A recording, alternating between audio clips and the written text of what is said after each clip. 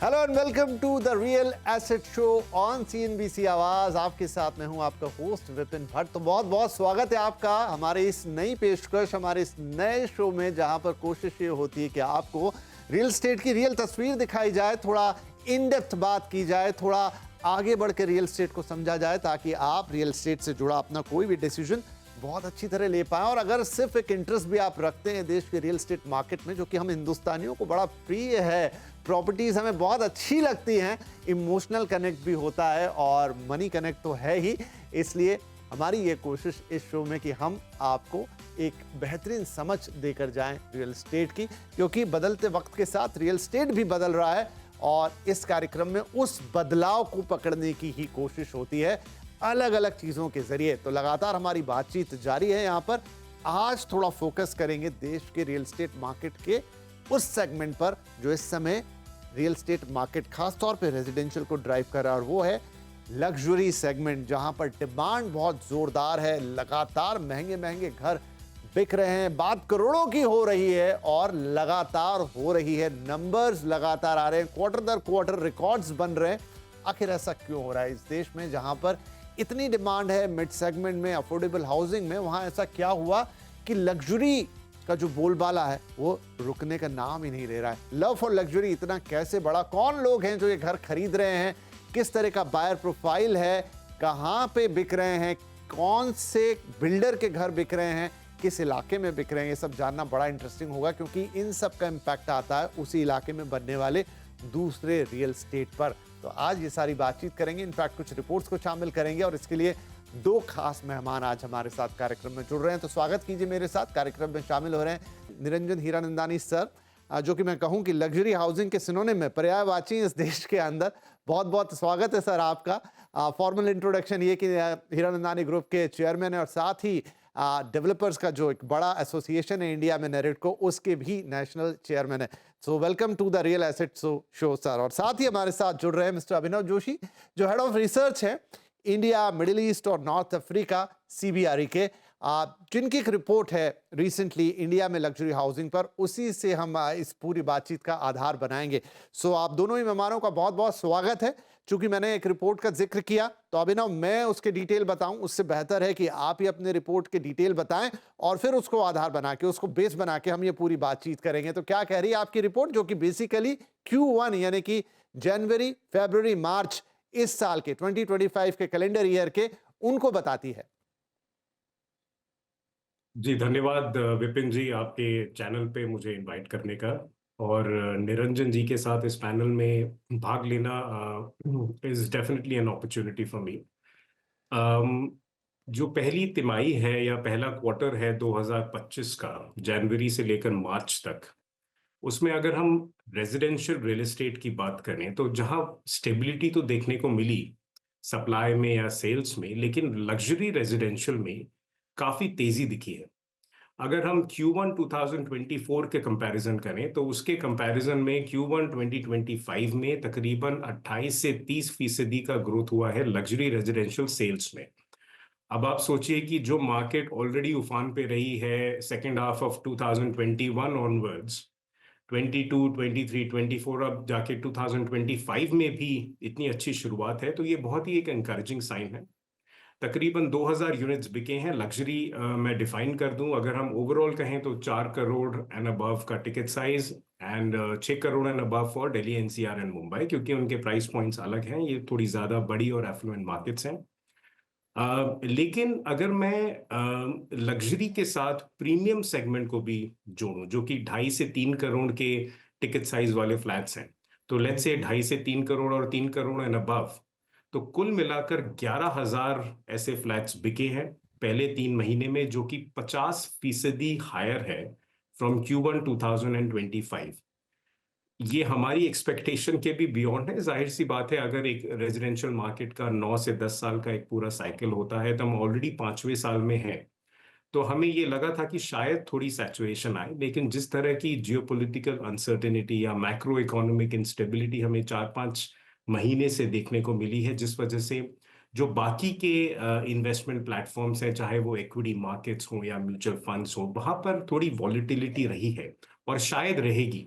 इस वजह से रेजिडेंशियल रियल एस्टेट काफी अच्छा कर रहा है, और लग्जरी चूंकि एक हेज अगेंस्ट इन्फ्लेशन भी होता है, एक छोटा टारगेटेड कैचमेंट है जहाँ पे एस्टैब्लिश डेवलपर्स हैं जिनकी एक डेवलपमेंट कैपेबिलिटी है, क्वालिटी है, तो जाहिर सी बात है वो एक सेफ हेवन माना जाता है। तो पहले 3 महीनों में 28% जंप सिर्फ लग्जरी में, लेकिन अगर प्रीमियम और लग्जरी सेगमेंट देखें तो 50% से ज्यादा जंप, और ये ज्यादातर दिल्ली एनसीआर, मुंबई और हैदराबाद और बेंगलुरु जैसे शहरों में देखने को मिला है। राइट, चलिए, वेल एक्सप्लेन्ड, काफ़ी सारी चीज़ें आपने बताई, काफ़ी सारे नंबर्स के साथ। अब इसका थोड़ा विश्लेषण करते हैं। निरंजन सर, अब 3-4 साल हमने देखा है देश का रियल एस्टेट मार्केट बहुत अच्छा कर रहा है, बहुत बढ़िया कर रहा है in terms of number and sales and everything. लेकिन जब हम ये देखते हैं कि नंबर्स में लग्जरी यानी कि 4 करोड़, 6 करोड़ या उससे ऊपर वाले घर लीड कर रहे हैं, व्हाट डज इट मीन? ये क्या सिग्निफाई करता है, ये क्या बताता है?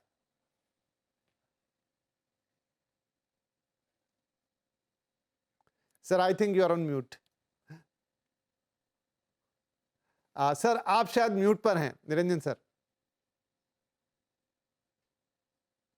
विपिन जी, बहुत खुशी होती है आपके साथ संपर्क होने में, और अभिनव जोशी ने काफी अ, ये सब नंबर्स और आंकड़े जुड़े हैं, उससे क्लियर आ रहा है कि लग्जरी सेगमेंट एक नए लेवल पर पहुंच गए हैं, और हमारे देश की जो प्रगति हो रही है, ओवरऑल ग्रोथ परसेंटेज हो रही है, वो हर सेक्टर में बढ़ोतरी हो रही है।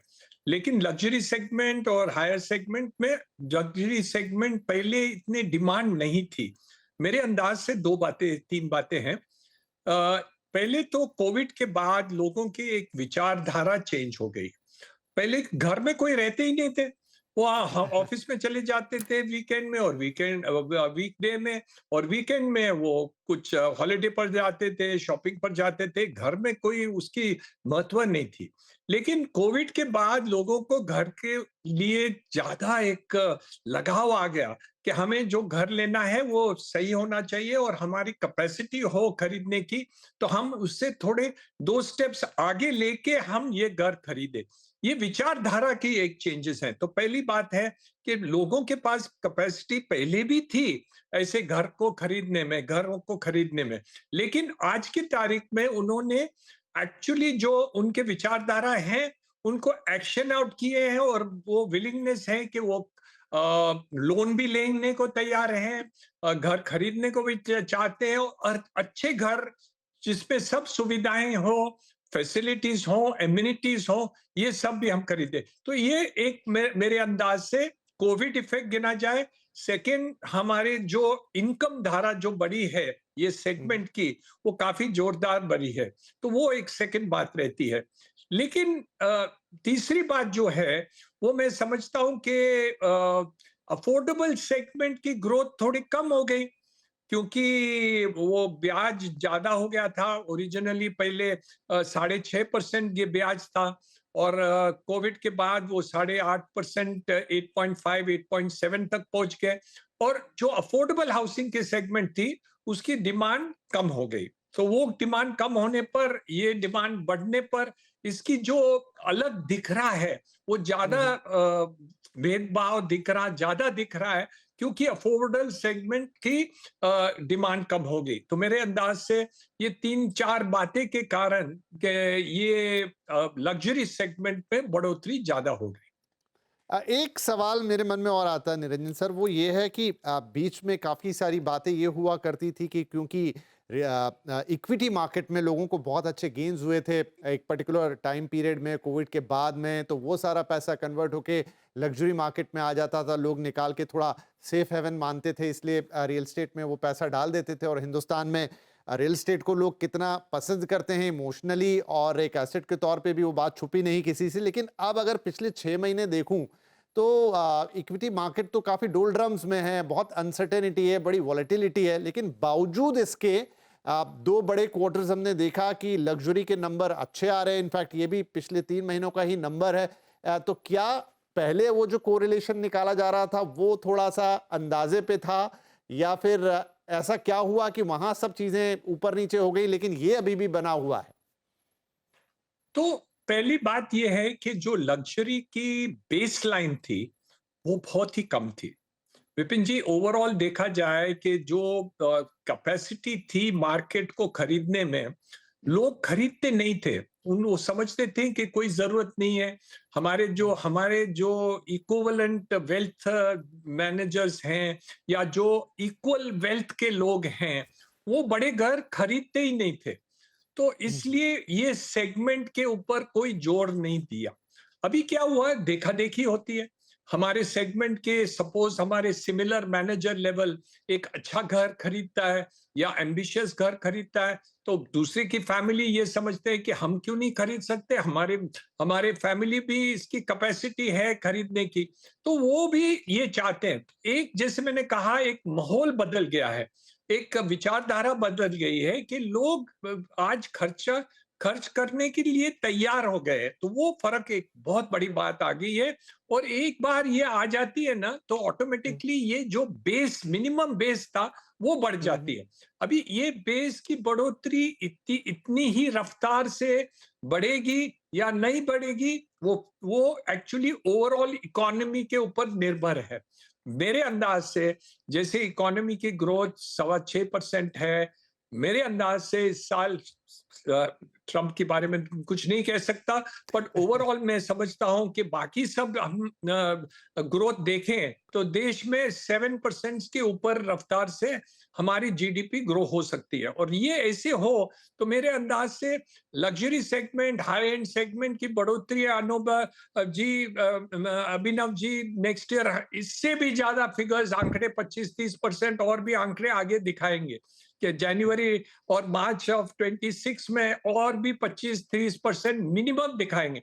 लेकिन कहा ये सब जगह नहीं है, जैसे उनके स्टेटमेंट्स भी दिखा रहे हैं। जैसे हैदराबाद में थोड़ा स्लो डाउन हुआ है क्योंकि उनकी लग्जरी सेगमेंट काफी मींस आउट ऑफ स्केल हो गई। वहां 10,000 फुट के भी मकान बिकते हैं, और काफी 1-1.5 साल से 2 साल से हुआ है, तो वहां थोड़ा कुछ स्लो डाउन हो गया है हैदराबाद में। पर बाकी शहरों में मेरे अंदाज से ग्रोथ 25-30% इस साल भी हो जाएगी ये सेगमेंट में। तो निरंजन सर ये आंकलन निकाल रहे हैं कि इट्स डीकपलिंग, ऐसा कुछ नहीं है कि वो शेयर मार्केट से डायरेक्टली कुछ रिलेटेड था या कहीं और से पैसा आ रहा था। इट्स अबाउट योर एस्पिरेशन या विलिंग टू पे, और लोगों में अब ये आया कि हम वो पैसा खर्च करेंगे बड़े घरों के लिए, इसीलिए दूसरे फैक्टर्स बदल गए, लेकिन बावजूद उसके रेजिडेंशियल में और खास तौर पे लग्जरी में अभी भी वो ट्रेंड बरकरार है जहां पर लोग महंगे घर खरीद रहे हैं। जैसा सर ने कहा कि कुछ नंबर्स जो कि ऊपर नीचे दिख रहे हैं, मसलन हैदराबाद का जिक्र किया, तो इस 7 शहरों का आंकड़ा अभिनव आपकी रिपोर्ट देती है, उसमें टॉप कर रहा है दिल्ली एनसीआर। आपने कहा कुल 1900 प्लस 1950 के आसपास टोटल लग्जरी यूनिट्स बिके, और उसमें से 950 से या उससे थोड़े ज्यादा यूनिट अकेले दिल्ली एनसीआर में बिक गए। तो ये इतना लग्जरी लव एनसीआर की तरफ कैसे मुड़ा? ये इसके कारण क्या है? क्या लॉन्चेस उस तरफ आए, या वहां पे लोगों को ज्यादा लग रहा है उत्तर भारत में कि थोड़ा बड़ा घर खरीदा जाए, दिखाया जाए? What the reason behind that? देखिए, आपने खुद ही जवाब दे दिया इस बात का। जनरली हमने देखा है कि उत्तर भारत में एक शो ऑफ का एक ट्रेंड होता है, बट मोर इम्पोर्टेंटली एक एस्पिरेशनल लाइफस्टाइल जनरली हमने दिल्ली एनसीआर और मुंबई इन 2 मार्केट्स में देखा है, क्योंकि ये बड़ी मार्केट्स हैं और ये ज़्यादा इनकी जो अगर हम कहें पर कैपिटा इनकम या डिस्पोजेबल इनकम या जो वो एचएनआई सेगमेंट या अल्ट्रा एचएनआई सेगमेंट है, वो एक एक ट्रेडिशनल बिजनेस क्लास भी है, और ऊपर से एक पूरा एक आपका एचएनआई सेगमेंट भी है जो कि कई सालों से इन 2 मार्केट्स का जो है डोमिनेंस बरकरार रहा है लग्जरी मार्केट में, चाहे आप रेजिडेंशियल देखें या लग्जरी रिटेल देखें compare to rest of the country. तो दिल्ली एनसीआर में आप सही कह रहे हैं, एक तो ये छोटा सेगमेंट है, राइट। इसकी सेल्स परफॉर्मेंस बहुत ज्यादा डिपेंड करती है कि कितनी सप्लाई आई है और किसने लॉन्च करी है सप्लाई, क्योंकि लग्जरी जो मेजर डिफरेंशिएशन है मिड एंड हाउसिंग या अफोर्डेबल या बाकियों से, वो ये है कि हर कोई इस सेगमेंट में नहीं घुस सकता। एक एंट्री बैरियर है, वो बड़ा एंट्री बैरियर है क्वालिटी का और डिलीवरी का, कि क्या आप डिलीवर कर पाए हैं। तो अगर बड़े बिल्डर्स सप्लाई लाते हैं उनका एक टारगेट कैचमेंट है, उनकी एक सर्टेन इमेज है, उनकी एक डिलीवरी कैपेसिटी है, पूरी एक ट्रेंड है जो विजिबल है। तो जाहिर सी बात है बायर्स इंटरेस्टेड होते हैं, HNIs हो, अल्ट्रा HNIs हो, या फिर काफी अपर मिडिल क्लास हैं जिनको एक एस्पिरेशनल लाइफस्टाइल चाहिए, 3,000 स्क्वायर फुट, 4,000 स्क्वायर फुट या उससे भी बड़े घर जो वो अफोर्ड कर सकते हैं। तो इस वजह से मैं कहूँगा दिल्ली NCR में DLF या बाकी बड़े बिल्डर्स हैं, उन्होंने प्रोजेक्ट्स लॉन्च करें, तो उस वजह से उसका शेयर बढ़ा है। बट ये ऑन अ क्वार्टरली बेसिस थोड़ा सा फ्लक्चुएट करता है, बट दिल्ली NCR और मुंबई का आपका बकायदा डोमिनेंस रहता है। हैदराबाद का मैं अग्री करूंगा कि थोड़ी वॉलेटिलिटी देखने को मिली है, बट मेरे हिसाब से सप्लाई भी कम हुई है। तो अगर सप्लाई बढ़ेगी और अगर लीडिंग डेवलपर्स लॉन्च करते हैं, साथ ही साथ वो क्या कहते हैं, जैसे टेस्टिंग द वाटर्स, बिकॉज इस सेगमेंट में टेस्टिंग द वाटर्स बहुत जरूरी है। आप अपने कैपिटल वैल्यूज ऑब्नॉक्शियसली नहीं बढ़ा सकते लगातार, right? Testing the waters is important. तो अगर वो अडेप्ट करते हैं कि बायर कैचमेंट उनका क्या कह रहा है, उसके हिसाब से अगर वो लाते हैं और अगर गुड क्वालिटी प्रोडक्ट लाते हैं, तो आई एम श्योर रिस्पॉन्स अच्छा होगा। हम्म। ठीक है, मैं थोड़ा और इसको पेनिट्रेट करूंगा दिल्ली को, क्योंकि दिल्ली में अगर मान लीजिए दिल्ली NCR जब हम कहते हैं तो क्या ये सिर्फ गुरुग्राम तक सीमित है जहां पर नो डाउट कि लग्जरी घरों की डिमांड भी है, भाव बहुत ऊपर भी है, या फिर ये थोरोली स्प्रेड आउट है, नोएडा तक जाता है या आगे? लेकिन उससे पहले निरंजन सर, जब कोई एक व्यक्ति लग्जरी रियल एस्टेट देखता है, मतलब 4 करोड़ 5 करोड़ 6 करोड़ या उससे ऊपर के घर, या मुंबई जैसे शहरों में या दिल्ली जैसे शहरों में तो और भी ज्यादा कीमतें, तो वो क्या देखता है? क्या उसके दिमाग में लग्जरी यानी एक लोकेशन होती है? फॉर एग्जांपल अगर वो मुंबई में देख रहा है तो साउथ बॉम्बे की तरफ देखेगा, दिल्ली NCR में देख रहा है तो वो one of the best sector in Gurugram देखेगा, या फिर वो ब्रांड नेम होता है कि मुझे हीरानंदानी में घर चाहिए या मुझे DLF में घर चाहिए, या फिर वो घर की क्वालिटी या डिजाइन ये सब देखता है? क्या रहता है उनके मन में? विपिन जी, ये तीनों चारों बात एक साथ में आते हैं। नंबर वन, एक लोकेशन एडवांटेज डेफिनेटली रहती है।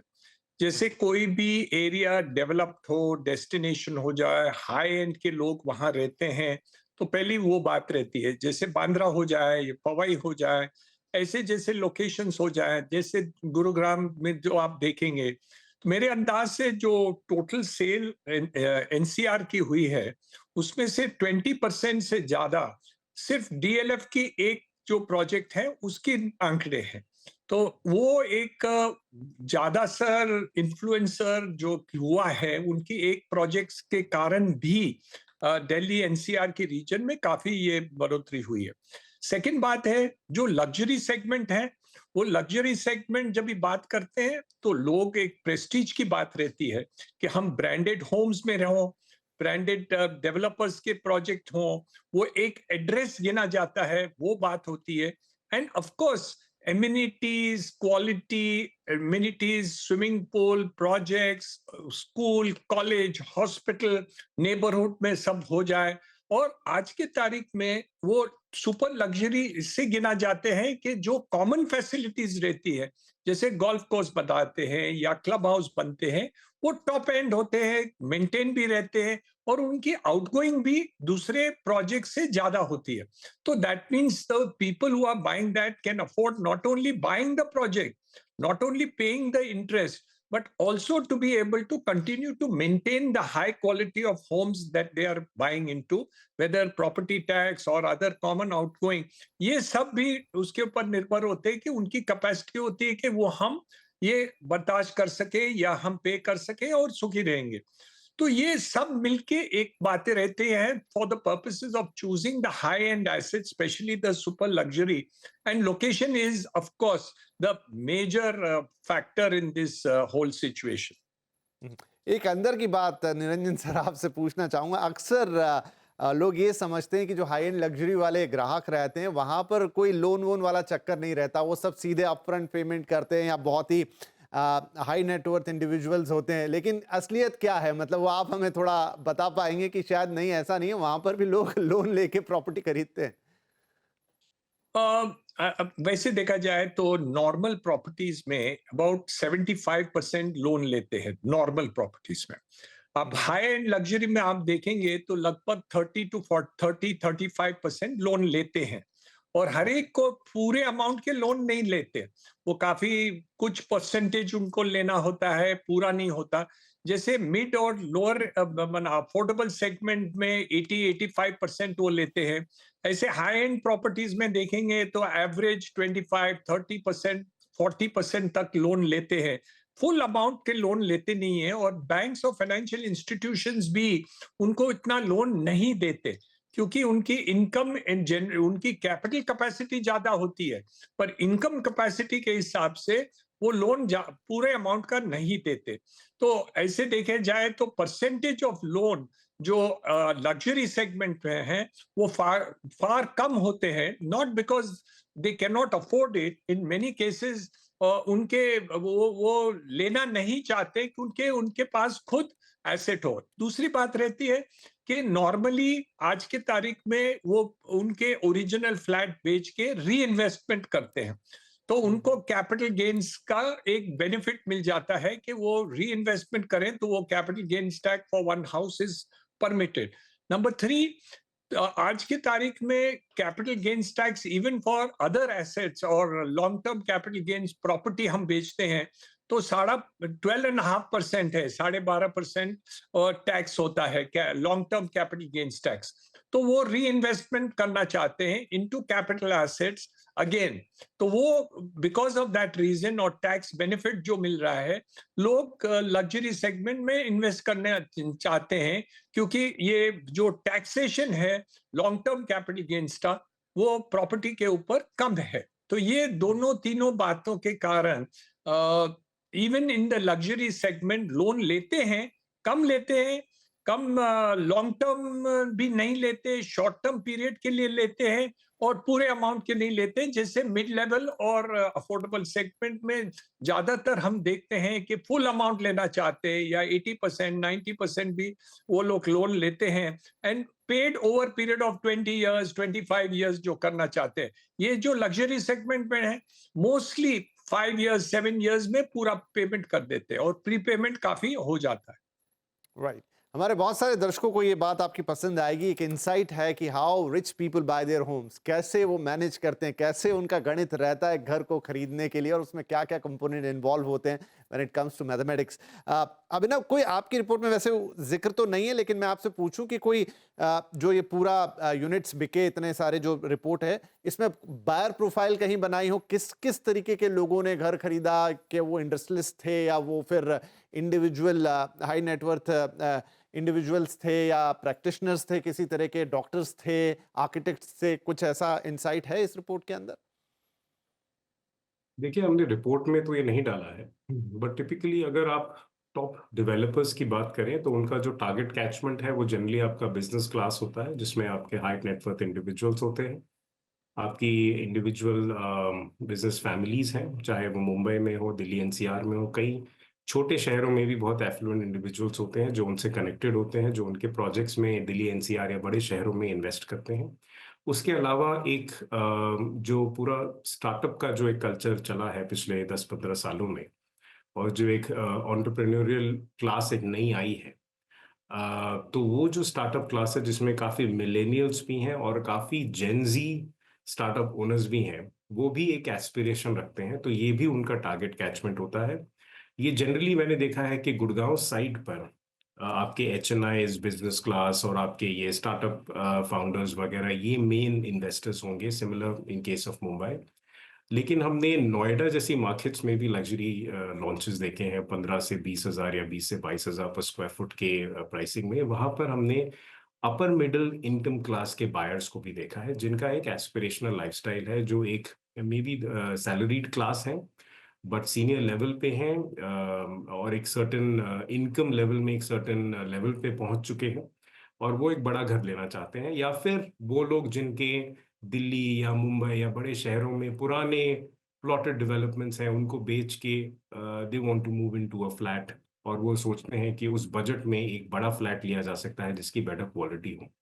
तो जो पेरिफेरल लोकेशंस हैं जहां पर भी थोड़े प्रीमियम और लग्जरी प्रोजेक्ट्स आ रहे हैं, वहां पर तो हमें एक एस्पिरेशनल अपर मिडिल क्लास भी दिखता है, लेकिन आपके कोर लोकेशंस में आपका target catchment generally business class और HNIs और स्टार्टअप ओनर्स एटसेट्रा। तो निरंजन सर, कैसे समझे इस सिनेरियो को? क्या इंडियन रियल स्टेट धीरे धीरे शिफ्ट हो रहा है टू द थोड़ा महंगा वाला हाउसिंग, जहां पर आपने कहा कोविड के बाद बहुत सारी विचारधारा लोगों की बदल गई, बहुत सारा उनका सोच समझ बदल गया। हालांकि हम ये कहेंगे कि आज भी जो डिमांड है आपकी, जो मेजॉरिटी आपको घर चाहिए, वो शायद 25 लाख, 50 लाख, 75 लाख, बहुत हुआ तो 1 करोड़ के बीच ही है। लेकिन ये जो ऊपर का हिस्सा है, जिसमें अगर आप डिमांड वाइज जाएंगे तो शायद वो परसेंटेज टर्म्स में बहुत कम आएगा। लेकिन चूंकि एक बिजनेस है, कई बार हम सुनते हैं डेवलपर कम्युनिटी से भी कि भाई जैसी डिमांड होगी या जिसमें आपके बिजनेस ज्यादा सेंस करेगा अर्थमेटिक में, हम वैसी चीजें बनाएंगे। तो ये संतुलन आपको लगता है कैसे सधेगा? लग्जरी सेगमेंट तो बढ़ने वाली है। ये 3 साल के अंदर, 4 साल के अंदर आप डबल ट्रिपल देखेंगे। उसमें 25% से भी ज्यादा अनुभव जी कैलकुलेशन करके हमको दिखाएंगे।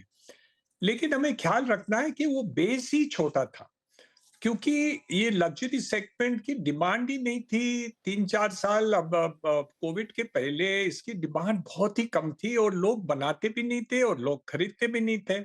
ये तो पूरा वातावरण जो चेंज हुआ है, capacity of people to grow as well as demand and mental perception जो है, वो भी परिवर्तन आ गया है। लेकिन लेकिन लेकिन इंपॉर्टेंट ये है कि हमें सोचना है कि हमारी जो मेजॉरिटी पॉपुलेशन है वो अफोर्डेबल सेगमेंट की है, और उसमें लास्ट 2 साल के अंदर बढ़ोतरी नहीं हुआ है, उल्टा ओवरऑल आंकड़े कम हो गए, और वो एक बड़े चिंताजनक बात हुई। और उसमें जो बढ़ोतरी करने की आवश्यकता है वो ज्यादा जरूरी है। ये सेगमेंट अपने को खुद संभाल लेंगे, लेकिन वो सेगमेंट के ऊपर गवर्नमेंट और सरकार को ध्यान देने की जरूरत है। अभी एक बात समझिए विपिन जी, मैं आपको एक दाखला देता हूं। ओवरऑल सेल जो मर्सिडीज बेंज या बीएमडब्ल्यू गाड़ियां हैं जो हिंदुस्तान में है, दोनों जो कैपेसिटी है 2 लाख गाड़ियां से कम बनती है और बिकती है हिंदुस्तान में, बीएमडब्ल्यू और मर्सिडीज बेंज। लेकिन हमारे पास मारुति 1.4 मिलियन से ऊपर गाड़ियां बिकती है। कितने? 1.4 मिलियन से ज्यादा। तो ये सेगमेंट बड़ी है और हमें इसके ऊपर गौर करने की आवश्यकता है, सरकार को, प्राइवेट डेवलपर्स को।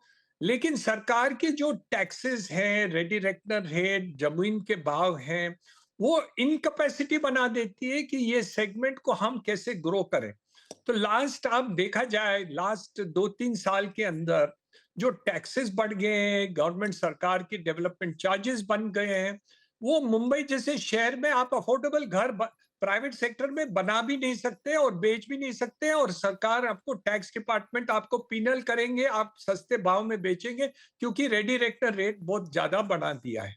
तो मेरे अंदाज से ये लग्जरी सेगमेंट तो ग्रोथ 100% होने वाली है। 3-4 साल में डबल नहीं हुआ तो it is not possible, it is going to grow, क्योंकि डिमांड है और लोग सप्लाई भी करेंगे उसमें। बट साथ साथ में उसकी चिंता हमें ज्यादा करने की आवश्यकता है और सरकार को पॉलिसीज चेंज करने पड़ेंगे ये डिमांड मीट करने के लिए। So luxury segment will grow, that is a commitment, I guarantee you it is going to grow.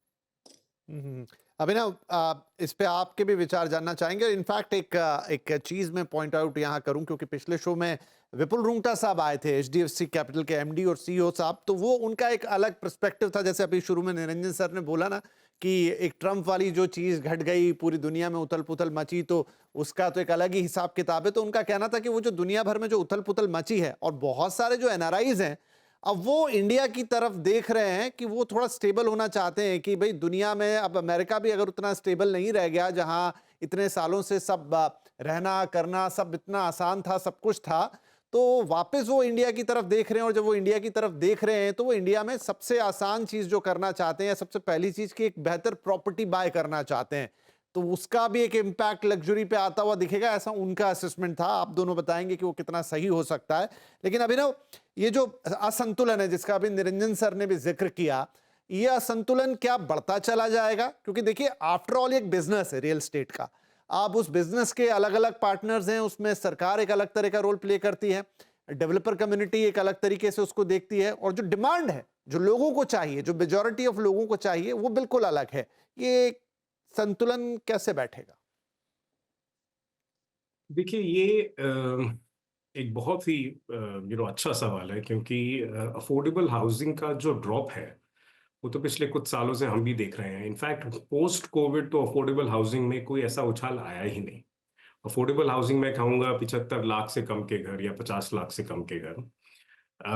ये जनरली आपका डोमिनेंट रहा 2014 से लेकर 2019-2020 तक, क्योंकि उस टाइम पे जो सरकार थी वो काफी फोकस कर रही थी प्रधानमंत्री आवास योजना के तहत कि प्राइवेट बिल्डर्स के साथ पार्टनर किया जाए और अपने एंड पे भी प्रोजेक्ट्स लॉन्च किए जाए या लैंड प्रोवाइड किया जाए या फंडिंग प्रोवाइड करी जाए। तो एक काफी सर्ज हुआ। लेकिन पोस्ट कोविड हालांकि मिड एंड हाउसिंग सेगमेंट ने अच्छा किया, लेकिन धीरे धीरे 2023 ऑनवर्ड्स क्लियर हो गया कि जैसे निरंजन जी ने कहा कि लग्जरी हाउसिंग टॉप पर आ गया और अब ये सेक्टर जो है खुद अपना can take care of itself. Affordable housing में जिस तरह के टैक्स इंसेंटिव्स सरकार देती थी, बेयर मिनिमम टैक्स इंसेंटिव्स, वो भी पुल बैक कर लिए गए हैं। तो जो डेवलपर्स पार्टिसिपेट करते थे उन्हें 100% अपने प्रॉफिट्स में एक टैक्स रिबेट मिलता था, वो 2017 या 2018 में पुल बैक कर दिया गया।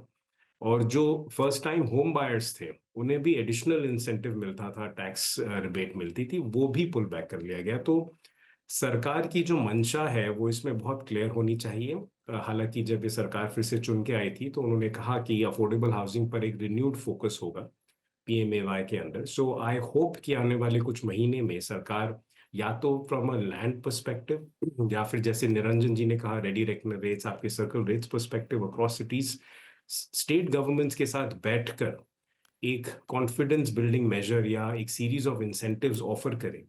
क्योंकि अगर आप लार्जर कॉन्टेक्स्ट देखें, अफोर्डेबल हाउसिंग ड्रॉप इसलिए भी हुआ है क्योंकि आपके इंटरेस्ट रेट्स बहुत बढ़ गए पिछले 2 साल में। और जो ईएमआई आपकी 22-23 हज़ार पे आती थी वो 35-36 हज़ार महीने की हो गई, और उस सेगमेंट के लिए ये अनसस्टेनेबल हो गया।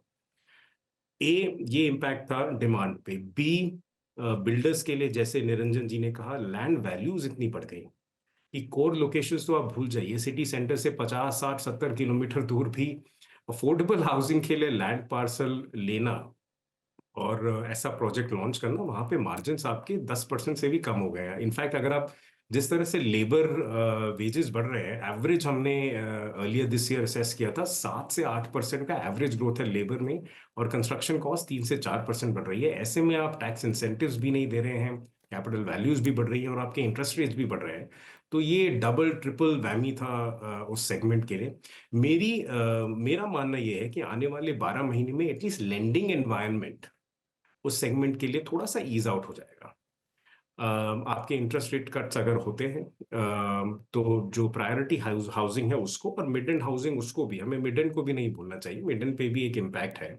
इन दोनों ही सेगमेंट्स के लिए मेरे हिसाब से आपके जो बैंक्स के लेंडिंग रेट्स हैं वो थोड़े कम होंगे, मे बी एक लैग्ड इम्पैक्ट के साथ हो या जैसे भी है। और गवर्नमेंट को आने वाले 6 से 12 महीने में they have to come up with series of reforms, जहाँ पे वो टैक्स रिबेट्स भी दें, जहाँ पे वो इंसेंटिव्स भी दें। और इतना लैंड सरकार के पास है, चाहे वो रेलवेज के पास हो या डिफेंस के पास हो या फिर पेरिफेरल लोकेशंस में, जो वो ऑफर कर सकते हैं प्राइवेट डेवलपर कम्युनिटी को। और they can enter as they've been doing, एक पब्लिक प्राइवेट पार्टनरशिप, एक मॉडल के तहत they can come up with these large affordable housing projects. तो सप्लाई साइड पर भी स्लो डाउन है क्योंकि इंसेंटिव नहीं है, और मार्केट के हिसाब से तो आप पार्टिसिपेट कर ही नहीं सकते, प्राइस पॉइंट्स इतने एक्सपेंसिव हैं। और डिमांड साइड पे भी अगेन इंसेंटिव नहीं है, इंटरेस्ट रेट्स इतने बढ़ चुके हैं, और चूंकि सप्लाई भी घट रही है तो कोई ऑप्शन ही नहीं है। तो मेरे हिसाब से गवर्नमेंट को इस पे काफी फोकस करना पड़ेगा। ये एक, आप कह सकते हैं, डीकपलिंग की बात आपने पहले करी थी, ये एक सीरियस डीकपलिंग है जो हो रही है मार्केट में, कि डिमांड जो मेजॉरिटी है वो एक सर्टेन सेगमेंट में है, जबकि सप्लाई एक नीश सेगमेंट में आ रही है। ये हमने पहले भी कई साइकिल्स में देखा है इंडियन रियल एस्टेट के, एंड उसका रिजल्ट उतना अच्छा नहीं रहा, बिकॉज फिर अनसोल्ड इन्वेंट्री आपकी जो मिड एंड क्विक सेगमेंट है उस सप्लीमेंट्री सेगमेंट क्वेश्चन है में। मेरा अभिनव आपसे कि क्योंकि उसके आधार पे मैं आगे बात करूंगा, वो ये कि आपकी जो रिपोर्ट है, ज्यादातर जो रिपोर्ट्स हैं जो रियल एस्टेट में अवेलेबल हैं इस वक्त, वो 7-8 शहरों की बात करती हैं, बड़े सेंटर्स की। हो सकता है कि यहाँ पर अफोर्डेबल हाउसिंग जिसकी हम बात कर रहे हैं, क्योंकि कई बार उसकी डेफिनेशन पे भी बात आती है, और नो डाउट उसकी डेफिनेशन चेंज करने का वक्त आ गया है, वो अब सस्टेन नहीं कर सकती। लेकिन क्या टीयर 2, टीयर 3 या इवन टीयर 4 शहरों में नीचे थोड़े से कस्बे नुमा शहरों में ऐसी हाउसिंग हो रही है जिसका इन रिपोर्ट्स में जिक्र नहीं होता और हमें मालूम नहीं है उनके बारे में? हाँ जी, ऑफ कोर्स हो रही है। प्राइस पॉइंट्स में टियर 2 तो नहीं कहूंगा, क्योंकि टियर 2 टियर में भी थ्री एक टियर फोर में एस्पिरेशन हम, है हाँ। और एक कैपिटल वैल्यू अप्रिसिएशन तो देखने को मिला है, लेकिन टियर 3 और टियर 4 में डेफिनेटली है, जहाँ पे लोकल बिल्डर्स हैं, जहाँ पे इंडिविजुअल लैंडलॉर्ड्स हैं, या जहाँ पर प्रधानमंत्री आवास योजना के तहत प्रोजेक्ट्स बने हैं, वहाँ पर ऐसी डिमांड आ रही है। लेकिन अगर आप I mean at the end of the day migration कहाँ पे हो रहा है? माइग्रेशन तो टियर 1 सिटीज में ही हो रहा है, राइट? इन हम्म। 6-7 शहरों का जो कंट्रोल है, जो डोमिनेंस है इंडिया की अर्बन इकोनॉमी पे, वो ये छोटे शहर कभी भी मैच नहीं कर पाए हैं। मुझे नहीं लगता आने वाले 10-15 सालों में भी मैच कर सकते हैं, राइट? तो अगर माइग्रेशन ज्यादा से ज्यादा आपके बड़े शहरों में हो रहा है, तो अगर और वहां पर अगर आपकी उस टारगेट कैचमेंट के लिए हाउसिंग नहीं है, हम्म। then overall it impacts the quality of life, you know। तो मेरे हिसाब से टियर 3 टियर 4 सिटीज में तो डेफिनेटली आपके प्रोजेक्ट्स होंगे, क्योंकि वहाँ पे प्राइस पॉइंट्स थोड़े सस्ते हैं। लेकिन टियर 1 सिटीज में अफोर्डेबल हाउसिंग का इतना सडन श्रिंक होना इज अ सीरियस कंसर्न। ठीक है। अब निरंजन सर, 2-3 एस्पेक्ट में आपसे समझना चाहूंगा, पूछना चाहूंगा, क्योंकि आपकी गहरी स्टडी होती है रियल एस्टेट के ऊपर, not only as a developer बल्कि एक इकोनॉमिस्ट के तौर पे भी। अभी हिंदुस्तान जिस जगह पे खड़ा हुआ है, हम देख रहे हैं कि जो इंफ्रास्ट्रक्चर है वो काफी एक्सपांड हो रहा है। मतलब अब छोटे छोटे शहरों पर भी अच्छी अच्छी क्वालिटी की सड़कें पहुंच रही हैं। एक बड़ा रोड नेटवर्क है जो देश को धीरे धीरे धीरे कनेक्ट करता जा रहा है। लगभग वैसी सिचुएशन जैसे चाइना ने करीब 15-20 साल पहले देखी थी। बहुत सारा कमर्शियल डेवलपमेंट, बहुत सारा कमर्शियल फोकस हमने रिपोर्ट्स में देखा, कुछ एक शो पहले उस पर किए, जहां पर मैं ये तो नहीं कहूंगा कि कंप्लीट शिफ्ट हो गया है, लेकिन बहुत सारी जीसीसीज और ये तमाम चीजें छोटे शहरों की तरफ भी कैंपस को देख रही हैं। छोटे शहरों में भी छोटे छोटे कोवर्किंग स्पेसेस बनाने की बात सोच रही है।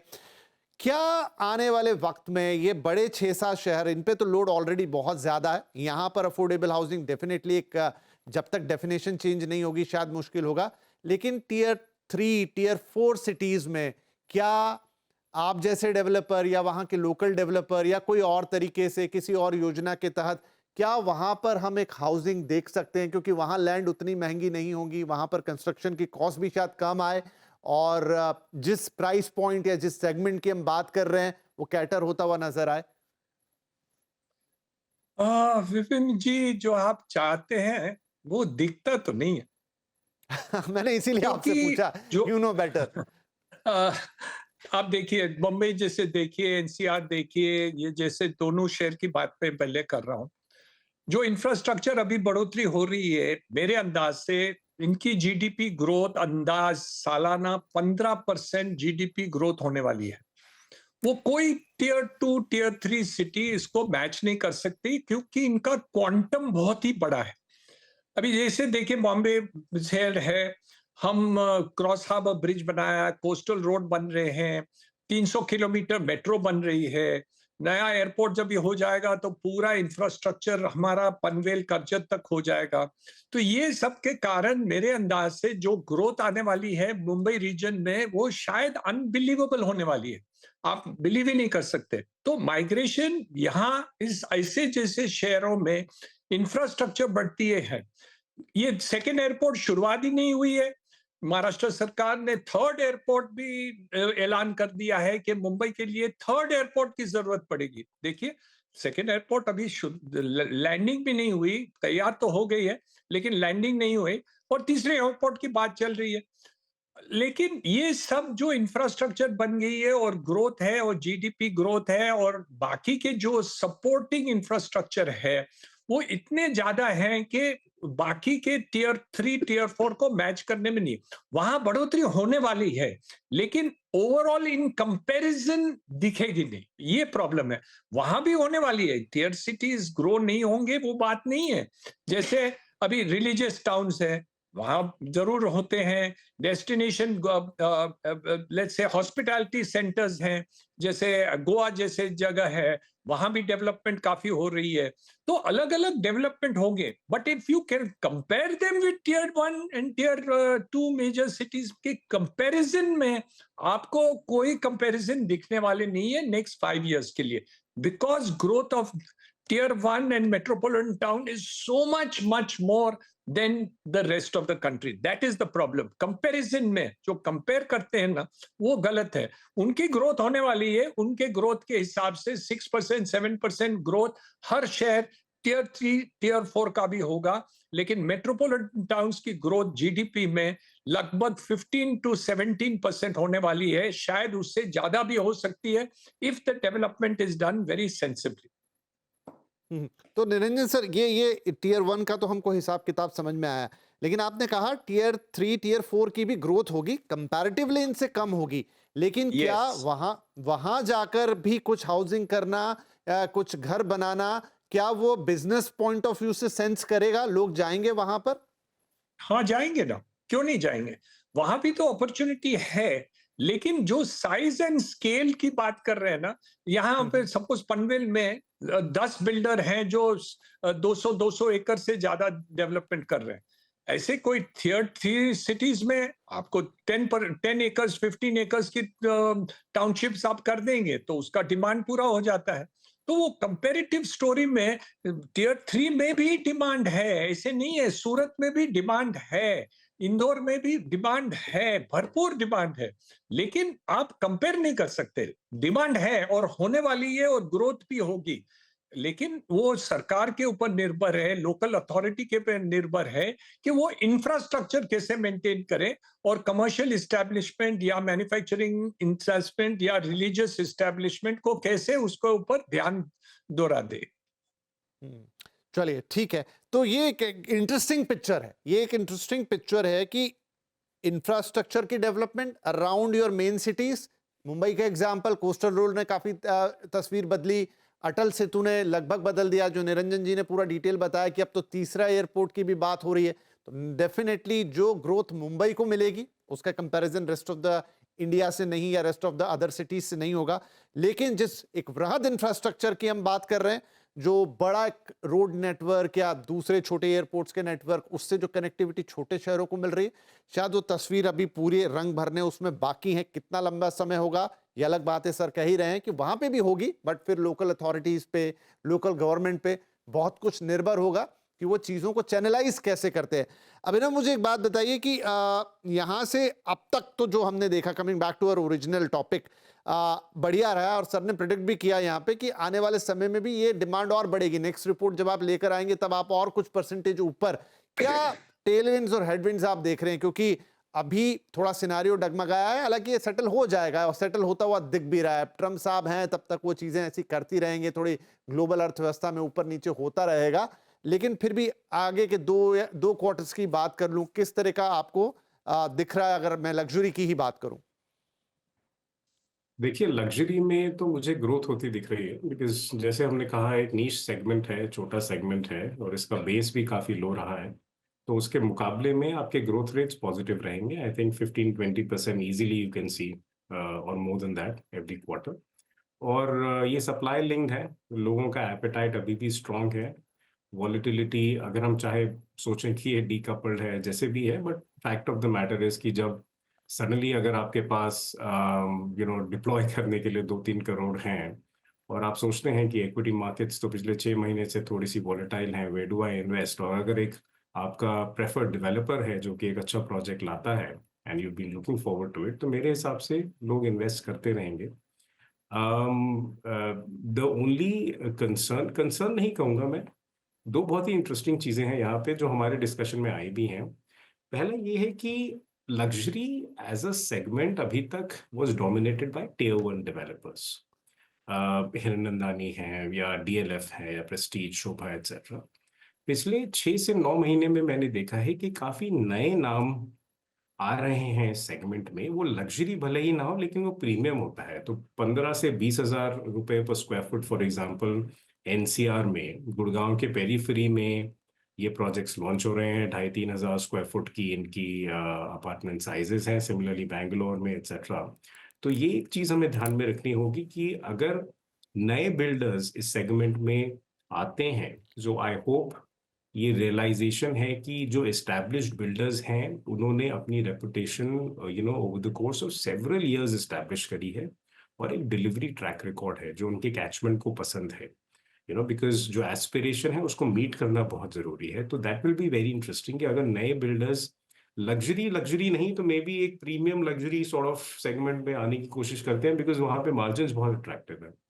वो नंबर वन। सेकंड, हम इंफ्रास्ट्रक्चर की बात कर रहे हैं और एक बहुत ही रेलेवेंट पॉइंट था इनफैक्ट, क्योंकि कोर एरियाज में आपके लैंड पार्सल्स अब उतने बचे नहीं है। कुछ रीडेवलपमेंट अपॉर्चुनिटीज डेफिनेटली हैं, वहां पे आपके एक्सपेंसिव प्रोडक्ट्स आते रहेंगे, लेकिन अगर हम जनरली लॉन्चेस देखें तो हमने नॉर्थ बैंगलोर में लॉन्च देख रहे हैं 18 से 22 हजार रुपए पर स्क्वायर फुट पे। हम गोल्फ कोस्ट एक्सटेंशन और southern peripheral northern peripheral roads इनमें देख ही रहे हैं कि what's going on. So that is also very interesting कि लग्जरी प्रोडक्ट की ऑफरिंग तो लग्जरी होगी, प्राइसिंग भी वैसी होगी, बट क्या लोकेशन एज ऑफ नाउ, क्या लोकेशन जस्टिफाई करती है उस प्राइसिंग को, तो बहुत इंपॉर्टेंट है कि जो इंफ्रास्ट्रक्चर, अर्बन इंफ्रास्ट्रक्चर इंप्रूवमेंट है वो चलता रहे, ताकि बायर्स को जो है अपने लिए रिटर्न्स भी दिखें एंड वैल्यू फॉर मनी भी दिखे। ये दो इंटरेस्टिंग पॉइंट्स हैं जो थोड़े से दे वर स्टैंडिंग आउट की ये प्रोजेक्ट्स धीरे धीरे पेरिफेरी की तरफ भी मूव कर रहे हैं और नए प्लेयर्स भी आ रहे हैं। तो that will be very interesting जब इसका साइज और स्केल बढ़ता है, तो how do buyers respond. But अभी फिलहाल के लिए आई थिंक आपकी ग्रोथ बरकरार रहेगी इसमें। ठीक है, now it's time to take the takeaway. सर, हम अपने शो के एंड में अपने दर्शकों को एक टेक अवे देने की कोशिश करते हैं हर बार कि आप जो भी चर्चा आज हुई उससे क्या आप समझेंगे। भले ही आप रियल एस्टेट को सिर्फ एक इंटरेस्ट के पॉइंट ऑफ व्यू से सुन रहे हैं, आपको निवेश करना है, आपको घर खरीदना है और किसी भी सेगमेंट को आप बिलोंग करते हैं, लेकिन एक ओवरऑल पिक्चर जब आपको समझ में आती है तो आप ज्यादा बेहतर डिसीजन लेते हैं। आज की इस बातचीत में आप हमारे दर्शकों को क्या टेक अवे देना चाहेंगे? निरंजन सर, आपसे। सर शायद म्यूट है।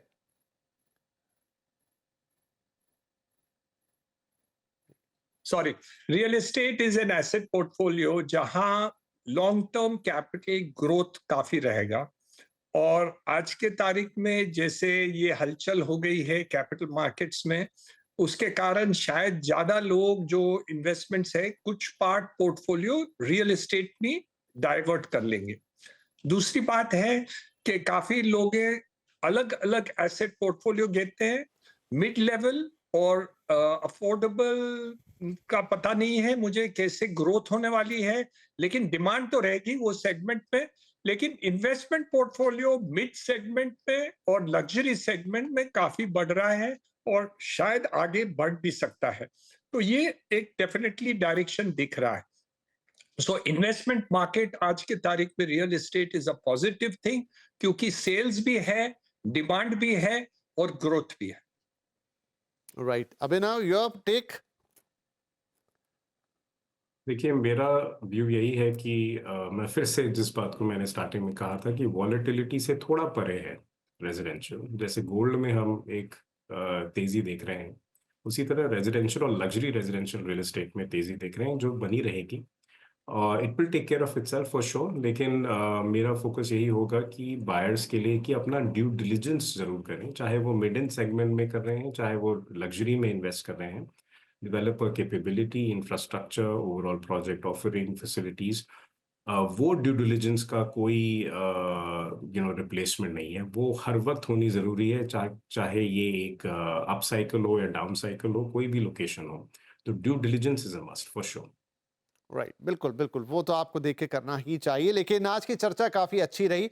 अब बात ज़रूर लग्जरी रियल एस्टेट के ऊपर थी। हमने उस मार्केट को अच्छे से समझा, एग्जैक्टली उसमें क्या हो रहा है, लोग किस तरीके से देख रहे हैं, किस तरह के बाइंग सेंटिमेंट है, जो खरीदार हैं वो कौन है और क्या करते हैं उसे खरीदने के लिए। और इनफैक्ट जब हम लग्जरी की बात कर रहे हैं तो जो अफोर्डेबल या मिड सेगमेंट है उसमें क्या हो रहा है, वहाँ क्यों डिमांड नीचे है, उसके लिए क्या करने की ज़रूरत है, छोटे शहर और बड़े शहर आपस में कैसे जुड़ेंगे, इंडिया के प्रॉमिसिंग सेंटर्स कैसे इस वक्त आगे बढ़ रहे हैं और ग्रोथ का ओवरऑल मोमेंटम किस तरफ है। तो thank you very much both of you. Niranjan sir, thank you very much आपको, और अभिनव आपको भी बहुत बहुत धन्यवाद, आपने वक्त निकाला। इनफैक्ट जितनी डिटेल में पूरी बातचीत हुई है हमारे सुनने वालों के लिए वो बहुत ही इंफॉर्मेशन ऐसी है जिसका वो अच्छा उपयोग कर पाएंगे जब अपना ये बड़ा डिसीजन लेंगे, या तो उन्हें निवेश करना है, घर खरीदना है, लैंड का पार्सल खरीदना है या कोई भी और चीज़ रियल एस्टेट से जुड़ी करनी। तो thank you very much both of you, और सभी दर्शकों का भी बहुत बहुत धन्यवाद। प्लीज़ कमेंट्स में ज़रूर बताएं कि आपको हमारा ये शो कैसा लग रहा है, क्योंकि हम इसे आपके लिए हमारे सोशल मीडिया प्लेटफॉर्म्स पर भी लेकर आते हैं। जितना ये टीवी पर आता है, दोनों जगह आप इसे देख सकते हैं। ज़रूर बताइए और क्या सुनना चाहते हैं हमारे एक्सपर्ट से, और ये कितना मददगार आपके लिए साबित हो रहा है। तो बहुत बहुत धन्यवाद आप सभी देखने वालों को भी, और अगले हफ्ते हम फिर मुलाकात करेंगे कुछ ऐसे ही बेहतरीन इंसाइट्स के साथ, और थोड़ा और आगे बढ़ेंगे रियल एस्टेट की इस यात्रा में। फिलहाल के लिए अपना ध्यान रखेंगे। नमस्कार।